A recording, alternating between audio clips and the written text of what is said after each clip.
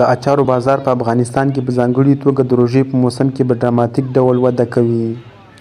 سره له دې چې اچار د ذایقې لپاره خوښي راوړي، خو د مالګې او کیمیاوي موادو په کچه کې زیاتوالی کولی شي روغتیا لپاره خطرناک وي.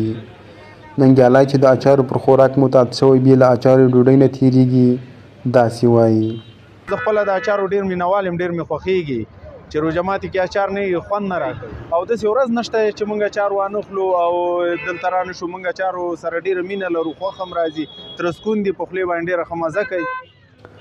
بلخوا د هېواد ختیځ ننګرهار کې یې وګړي له استعماله سر ټکوي او وایي اچارو یې روغتیا ټکنۍ کړې ده.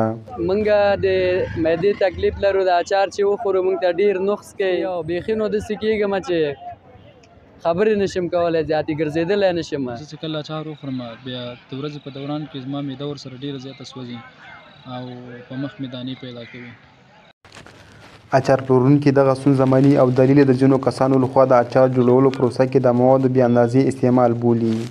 تقریبا اندازه باندې هر څه په اندازه چې که چېرته یو مواد پکې بې اندازې زیات شي نو هغه خلک نه خوښوي که نه متضرر کوي. بیا مثال مرچک پکې بې اندازې زیات شي یا پکې سرکه زیاته شي که نه، نو الحمدلله د خپل کار نه شکرګزار یم په دې باندې چې هر څه په توسیم اوقات برابر استعمالوم.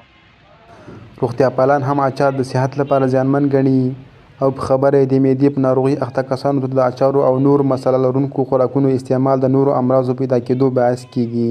څوک چې زیات اچار استعمالوي د ګردو د فیل کېدو یا د ګردو د تخریب او د منځ سبب شي. همدارنګه د اچار د امله د هډوکو د امراض پیدا کېږي.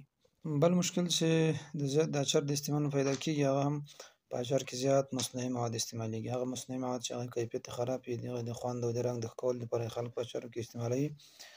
هغه مصنوعي مواد د سرطان سبب کېدای شي.